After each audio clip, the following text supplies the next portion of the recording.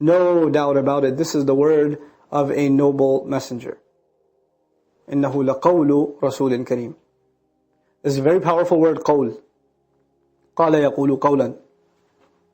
Quran is called Kalamullah. Quran is called what again? Kalamullah. Kalam means one's own speech. One's own speech is called kalam.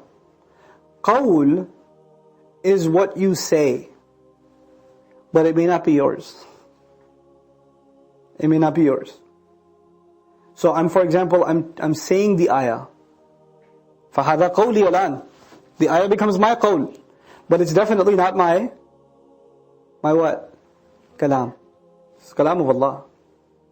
It's the kalam of Allah even though it becomes my qawl. You understand?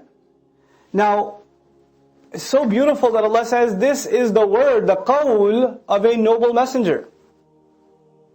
He doesn't say this is the kalam of a noble messenger. Because whose kalam is it? It's Allah's kalam. He's just the means by which His qawl will deliver Allah's kalam. That's why the word qawl is here. حَتَّى يَسْمَعَ كَلَامَ اللَّهِ. In Surah At-Tawbah we learn. Until they hear the kalam of Allah. So إِنَّهُ لَقَوْلُ رَسُولٍ كَرِيمٍ. This is the word of a noble messenger. وَمَا هُوَ بِقَوْلِ شَاعِرٍ. It's not the word of a poet at all.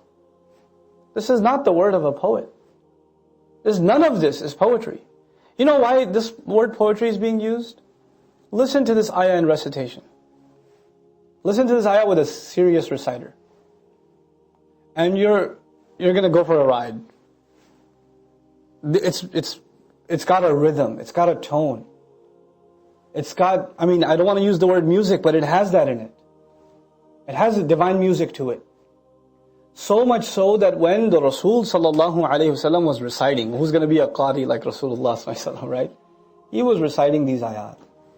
And Umar radiallahu anhu before Islam wanted to beat up the Prophet sallallahu alayhi wasallam. In the middle of the night, he came to the Kaaba, he knew the Prophet prays there, and he hid behind the veil, and he snuck around until he's right in front of the Prophet, and the only thing in front of him and the Prophet ﷺ is the veil of the Kaaba itself, the ghilaf of the Kaaba. And he's going to just jump out of there and beat the Prophet up. And the Prophet is reciting Sura Al-Haqqah. He's reciting this surah. And he still hasn't jumped out yet. And he's thinking to himself, wow, that's some beautiful poetry. That's beautiful. It's just the rhythm of it, and the flow of it, and the speech of it. I keep telling you guys, this Darsul Quran is not experiencing Quran, it's trying to understand some things about Quran. When will you experience Quran? In Salat, when you're reciting it. Or when you're listening to its recitation. That's when it's experienced. So Umar, even as a kafir, is experiencing Quran and goes, this is some magical poetry. This is some amazing stuff. And the Messenger ﷺ recited the ayah, وَمَا هُوَ بِقَوْلِ شَاعِرٍ قَلِيلًا مَا تُؤْمِنُونَ. Not the word of a poet. How little you have faith. Umar radiallahu anhu was in shock. He didn't say this out loud, he was just thinking it. He could read minds. He could read minds. وَلَا بِقَوْلِ كَاهِنٍ قَلِيلًا مَا تَذَكَّرُونَ. It's not the word of a mind reader. How little an effort you make to remember.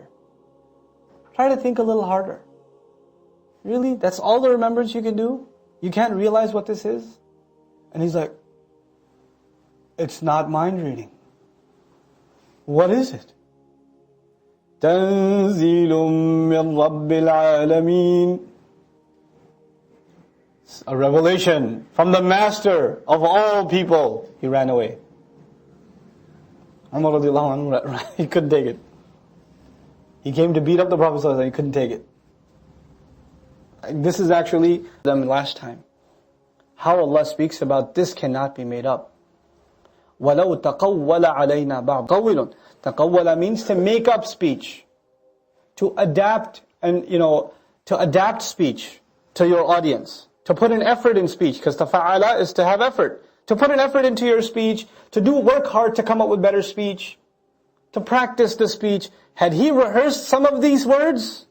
Had he practiced some of these words to impress you? Meaning the Prophet ﷺ. The qawl, the Rasulul Kareem, the noble messenger. Notice his nobility has already been mentioned. And now Allah is saying even that noble messenger, even if some of these words were just his own creative exercise, in the heat of the moment he just decided to add a word or two on his own in his speech. وَلَوْ تَقَوَّلْ عَنَا بَعْضَ الْأَقَاوِيلِ, some of the words, just some of them. Aqawil, some say is jam'u qillah, just less than 9. 9 or less is aqwal. Allah says, لَأَخَذْنَا مِنْهُ بِالْيَمِينِ, we would grab a part of him with our right hand. Yameen also means power. Allah would literally grab him with the right. And by the way, grabbing an animal with the right is what you do when you're about to slaughter it. ثُمَّ لَقَطَعْنَا مِنْهُ الْوَتِينَ, and from him then we would cut off the jugular vein. Wateen, this right here, the bump right here. We'd cut him from here. We'd slice it out of him. That's what Allah says about His man, because the word comes out from here, right? Word comes out from here. If this word was sourced here, not from revelation, I'd cut his neck off. SubhanAllah. Even the messenger would have to recite these ayat.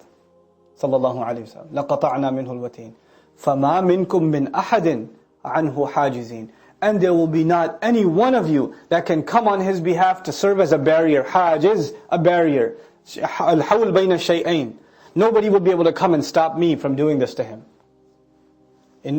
So, فَمَا مِنْكُمْ مِنْ أَحَدٍ عَنْهُ حَاجِزِينَ وَإِنَّهُ لَتَذْكِرَةٌ لِلْمُتَّقِينَ, and no doubt about it, this is a very powerful, truly powerful reminder for people who want to protect themselves, for people that want to have taqwa. وَإِنَّا لَنَعْلَمُ أَنَّ مِنْكُمْ مُكَذِّبِينَ, and we absolutely know for sure that among you are those who are going to call this a lie no matter what. And they're among you. وَإِنَّهُ and let me just tell you what their future is. وَإِنَّهُ لَحَسْرَةٌ عَلَى الْكَافِرِينَ, the ones who are bent upon lying against this, it is no doubt going to become a source of great grief against disbelievers. When is it going to become a great source of grief? Well, in two places. When is regret going to happen? When worldly punishment comes, and when the after punishment about it, it is truly, it's the haqqul yaqeen is a very powerful phrase. I've talked about it in detail in Juz Amma, in the podcast in Juz Amma. But haqq, reality, we're coming back to the beginning of the Sura Al-Haqqah. Haqqul yaqeen means the conviction based on experience. Conviction based on haqq. Haqq is also experience here.